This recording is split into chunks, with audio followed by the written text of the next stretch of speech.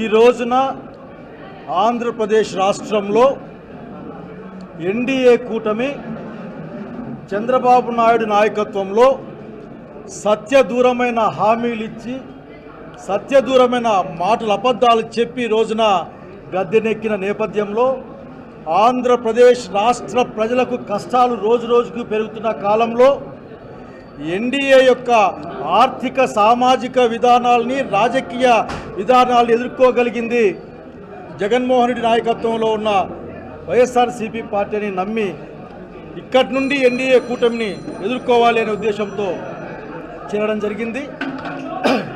ఈ సందర్భంగా మీతో ఒక మాట చెప్పాలనుకుంటా ఉన్నాను. రాజకీయాలు అన్నది అందరికీ చెప్పాలనుకున్నా, ఈ జిల్లాలోను ఈ రాష్ట్రంలోను కూడా రాజకీయాలన్నది ప్రజల సంక్షేమం కోసమే కానీ ఏదో ప్రతీకారాల కోసం కాని సంగతి అధికార పక్షం గుర్తుపెట్టుకోవాలి. మిమ్మల్ని గెలిపించింది మీరు సూపర్ 6 అమలు చేస్తారని, సూపర్ 6 అమలు చేయలేని డబ్బులు లేవని మాట్లాడిన బాబు గారు, సీఎం గారు గౌరవంగా అడుగుతా ఉన్నాం మిమ్మల్ని. మాట ఇచ్చేటప్పుడు మీకు ఆ మాత్రం గుర్తు లేదా?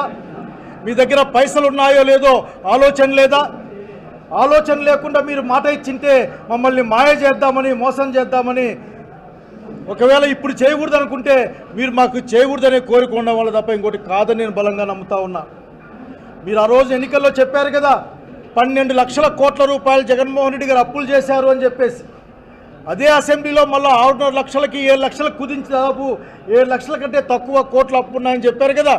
అంటే అచ్చంగా మీకు ఇప్పుడు 4 లక్షల కోట్లు 5 లక్షల కోట్లు లాభం వచ్చింది కదా. ఆ లెక్కల్లోనే సూపర్ 6 అమలు చేయడానికి సంవత్సరానికి 48,000 50,000 కోట్ల ఖర్చు అవుతాయని మీ లెక్కలు చెప్పారు కదా.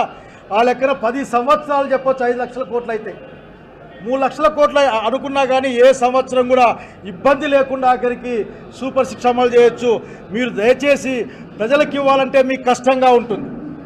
కేవలం పేరు ప్రఖ్యాతులకి ఫోటోల కోసం మాత్రం మీరు కార్యక్రమాలు చేస్తారు.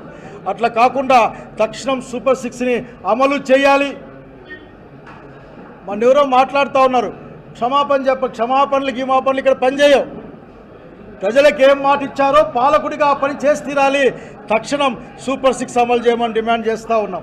ఒక్క రంగం కాదు, అన్ని రంగాల్లో ఈ రోజున వెనుకబాటుతనం. ఈ 7-8 నెలల తర్వాత కూడా ఈ రాష్ట్రంలో మీరు చేసిన పని ఒక్కటి కూడా లేదు, ఒక్కటి కూడా కనపడడం లేదు. ఈరోజు కూడా విశాఖ ఉక్కు ఫ్యాక్టరీని దొడ్డిదారిన ప్రైవేటైజేషన్ తప్ప ఇంకోటి కనపడలే ఇక్కడ. ఆ రోజు జగన్మోహన్ రెడ్డి గారి పరిపాలనలో ఉన్నప్పుడు విశాఖ ఉక్కు ప్రైవేటీకరణ చేయరాదని అసెంబ్లీలో తీర్మానం చేయడానికి కారణానే ఇంతవరకు ఆగిన సంగతి ఇక్కడ గుర్తు చేస్తూ ఉన్నాం. కనుక సత్యదూరంగా అబద్ధాలతో ఎంతో కాలం జీవితాన్ని తీసుకెళ్ళలేరు. శాంతి భద్రతల గురించి తక్కువ మాట్లాడుకుంటే చాలా బాగుంటుంది అనుకుంటా ఉన్నాయి. నాగరికి నేను ఒక్కటే ఒకటి అందరినీ కోరుకున్న మాట ఒక్కటే, పరిపాలన కోసం ప్రభుత్వాలు ఉంటాయి. పరిపాలన అంటే ప్రజల సంక్షేమం, అట్లాగే సంఘంలో శాంతి, అట్లాగే అందరూ కూడా ధైర్యంగా బతికే ఒక రోజు ఉంటాయి తప్ప భయపడుతూ ఉండే కాలాన్ని తెచ్చే మీ ప్రయత్నం మంచిదిగా అని చెప్తున్నాం. ఎదుర్కోవడానికి వైఎస్ఆర్సీపీ కార్యకర్తల సహకారంతో వాళ్ళతో కలిసి ఖచ్చితంగా మీ విధానాలు ఎండగడతామని తెలియజేస్తూ ఉన్నాం. అట్లాగే ఇంకొక కారణం వల్ల కూడా ఈ కార్యక్రమంలో నేను చేయడం జరిగింది. ఈరోజు ఆంధ్రప్రదేశ్ రాష్ట్రంలో ప్రజల కోసం మాట్లాడాలి. ఈరోజు ఎవరు మాట్లాడినా మెడికల్ కాలేజ్ చూసాం కళ్ళు ఎదురుగా. ఆ రోజున అనంతపురంలో ప్రైవేట్ మెడికల్ కాలేజీగా అంటే ఒక సహకార సంఘం అటువంటి ఒక సంఘం కాలేజీగా మారే కాలేజీని ట్రస్ట్ కాలేజీగా అనంత వెంకటరామరెడ్డి గారు ఆ రోజున మేమంతా ఉన్నాం. అట్లాగే వామపక్షాలంతా కలిపి దాన్ని గవర్నమెంట్లో పెడితే ఈ రోజున మన పిల్లలు చదువుకుంటూ ఉన్నారు, బీదా బిక్కిపోయి వైద్యం చేసుకుంటూ ఉన్నారు.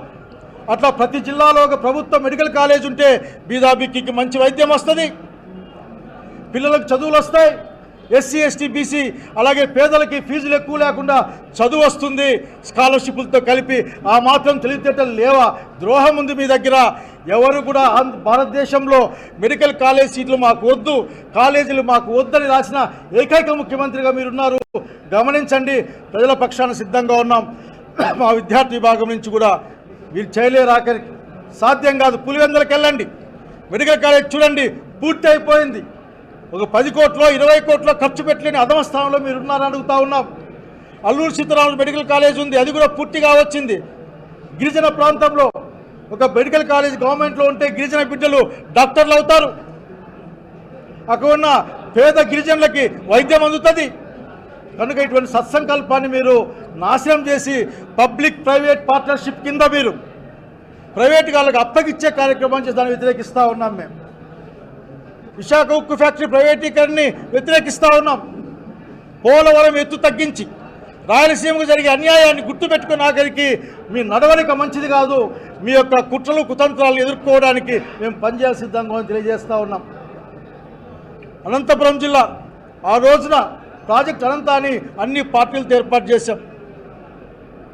నేను కోరుతా ఉన్నా ఈ రోజున ఆ పేరు కాకుంటే ఇంకో పేరు ఈ జిల్లా సమగ్ర అభివృద్ధి కోసం ఒక ప్రణాళిక చేయాల్సిందిగా ఇక్కడ ఉన్న అధికార పక్షాన్ని కోరుతా ఉన్నా.